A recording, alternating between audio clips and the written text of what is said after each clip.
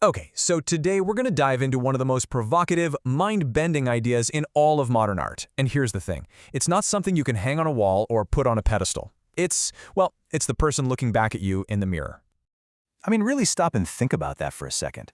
What if your very existence, your body, your thoughts, your consciousness, what if that is the actual masterpiece? That sounds kind of out there, I know, but this isn't some new age idea. It's an explosive concept that was first lit by one of the 20th century's most important artists. And there you have it. That was the legendary German artist Joseph Beuys, saying that on live TV back in 1983. That single statement, it was a spark. It was this radical proposal that maybe art isn't just something we make, but something we fundamentally are. And believe me, that spark started a fire that a whole new group of artists would later carry to its most extreme and, honestly, shocking conclusions.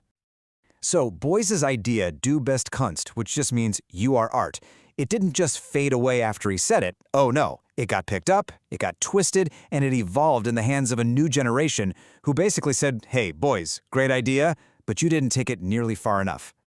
See, Beuys's whole thing was what he called the expanded concept of art. He basically wanted to blow the doors clean off the museum and completely redefine what art could even be. For him, it just wasn't about paintings or sculptures anymore. Right, so think about a traditional sculptor. They work with stuff they can touch, stone, wood, metal. Beuys proposed something completely different. He called it social sculpture. And the materials for this kind of sculpture, they're totally invisible. There are thoughts, our words, our actions in society. What this meant for Beuys is that every single person is an artist. Every single action, having a conversation, joining a protest, casting a vote, is like a tap of the chisel shaping this massive collective sculpture that we call society. Art wasn't a thing, it was a verb. It was all about doing. But then, things got even weirder.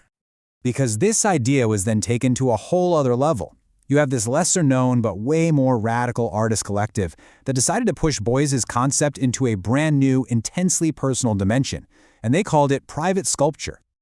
So, meet the Joplin Factory.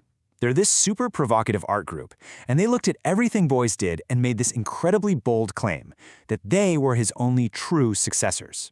Essentially, they argued that Beuys had pointed everyone to the door, but he was too afraid to actually walk through it. And this right here, this is the crucial jump. For Beuys, you had to act creatively to participate in art. But for the Joplin Factory, that was a huge limitation. They said, no, you're missing the point. They argued that a human being, simply by existing, is the art. You don't have to do a single thing. Your consciousness, your flesh and blood, that is the finished masterpiece. And this leads us to their big idea, the private sculpture.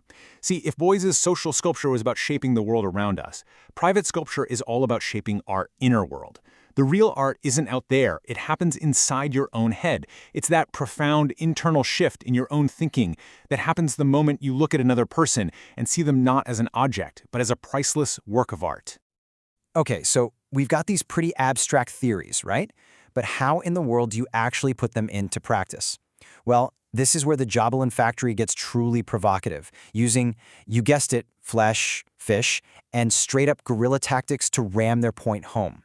So, to get their message out, they created this series of bizarre objects they call memento multiples. We're talking things involving salmon, books, mirrors, and most controversially, something they call flesh art. And every single one of these pieces is designed to force you, the viewer, to confront their big idea head-on. This is their most shocking statement. And yeah, they mean it 100% literally.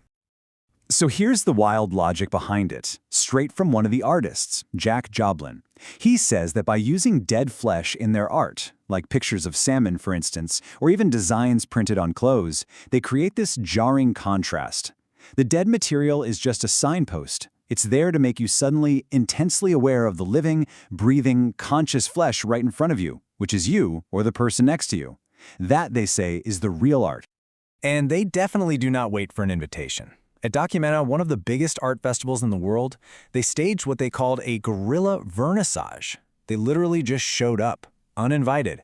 They walked the streets with their art, left mirrors inside museums for people to find, scattered custom shopping cart chips everywhere, and even collected 7,000 acorns, which was a very direct nod to a famous Beuys piece, basically staking their claim as his true heirs.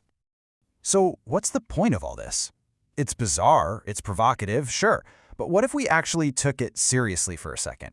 The artists behind this argue that if we accept this one single premise, that every human being is art, it has massive consequences for absolutely everything.